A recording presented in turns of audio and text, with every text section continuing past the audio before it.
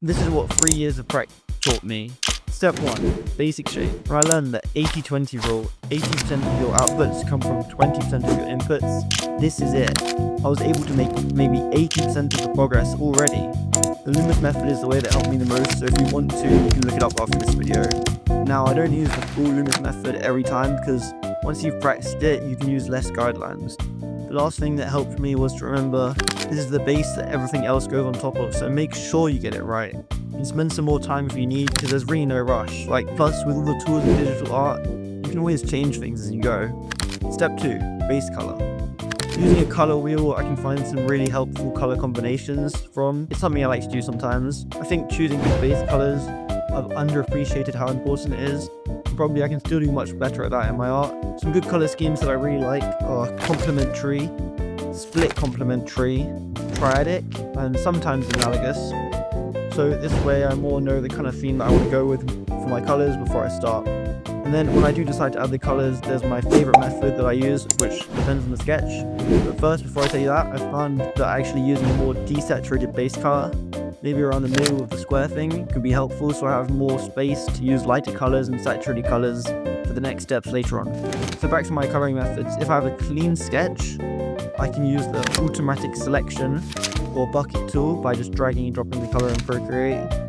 But if not, I'll put a new layer underneath and use the lasso tool, or even just do it with the brush and then just paint in and erase the bits that I don't need. The only important thing for me to remember when doing this is to not spend too long, because I spend hours before throwing my time in the trash trying to get the base colors outlined exactly correct when you will fix it up or not even notice it later on in the drawing.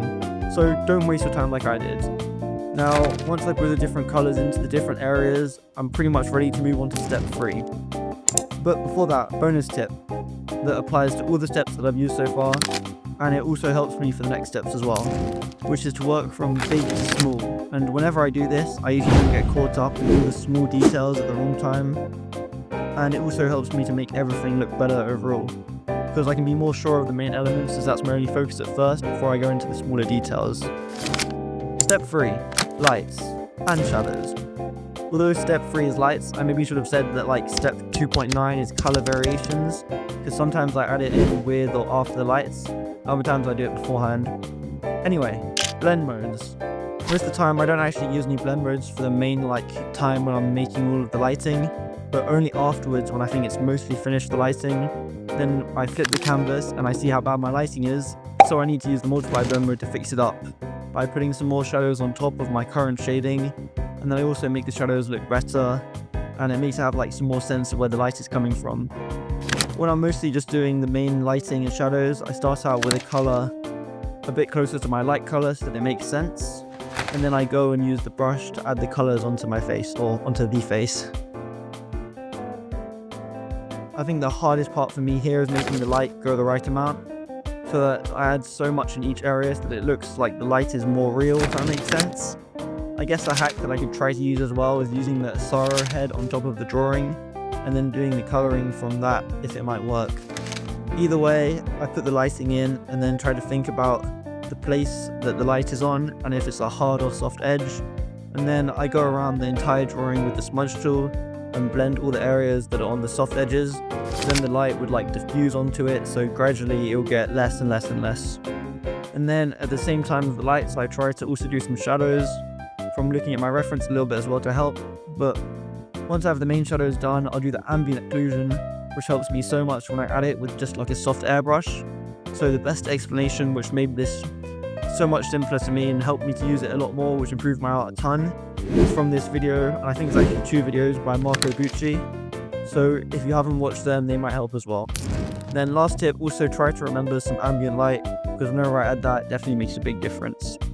Step 4, effects. It's probably the easiest and one of the most fun steps that I do. There isn't really any rules with it. Once I feel that the lighting is good, I just go around the drawing, adding more or less effects depending on how I feel and how much the drawing needs it, if it will go with the vibe that I'm making. And although there's lots that I can add, and to be honest, sometimes I skip this step completely, but some nice effects that I like using are the airbrush to add a glow to the lightest parts, and maybe even a lens flare as well. Then I might do a vignette or some bokeh effects But like I said earlier, there's tons of options to choose from here.